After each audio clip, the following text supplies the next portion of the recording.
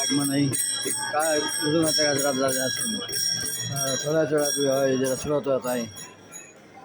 वेगळा वेगळा तो समारंभ श्रीगोंद्यात होत आहे. त्याचे सर्व गावकऱ्यांनी कौतुक होत आहे. अरे डोळस कंपनी आपला माणूस आहे होय. गांधी मी कोणाचा माणूस आहे? आहे ना. अरे